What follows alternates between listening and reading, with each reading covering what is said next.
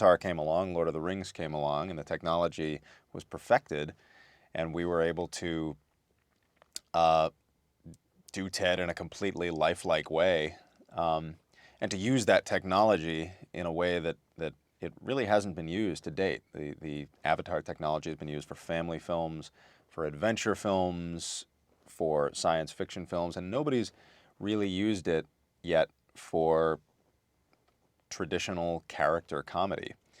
And that's kind of strange, because what that technology does so well is it takes fantastical characters and makes them as realistic in movement as possible. So it seems like the perfect genre for that. So Ted is he's that classic big-hearted but kind of meat-headed New England guy who has a lot of love and a lot of enthusiasm and zest for life, but no self-editing mechanism. So what he says is really the first thing that pops into his mind, and that's growing up in New England, that was sort of a common thread. It's a really fun part of the country. The people are really warm and they're great folks to go drinking with. They're a great bunch of people, but there's oftentimes no sense of what to say and what not to say. But it's all forgivable because their hearts are in the right place. And Ted is very much an iconic, a classic Boston meathead. The Ted doesn't really have to, there's no obligation for him to grow up or do anything to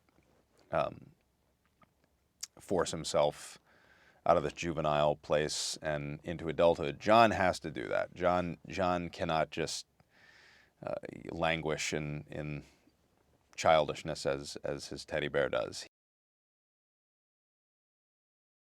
The movie's called Ted, but it is, if you had to pinpoint a story that really is the focal point, it's John's story, and he's the one with the conundrum. He's the one who has to find this balance between friendship and love, and in that sense, again, it's a story that could be played out with three human characters. His problems and the challenges that he faces as he juggles his relationship with Ted and his relationship with Laurie are challenges that he would be facing if Ted was a human. She's not the hands-on-hips OU, traditional comedy girlfriend. She's not that at all. She's, and part of that is due to the way we wrote it, but part of it is due to the fact that Mila is, and it was one of the reasons we chose her, she really has the ability to make sure that a character is not going to come off that way. Mark is a guy who very quietly and humbly can do anything, as far as I'm concerned. We threw every type of comedy at him in this movie. We had him do, subtle dialogue comedy, broad physical comedy. There's even outright drama in this movie. He plays a lot of colors, and he just does it all beautifully. Yeah, as with Family Guy, there are a lot of pop culture references in Ted. It's chock full of them. Flash Gordon, obviously. SpongeBob pops up in there, I think. Airplane, of course.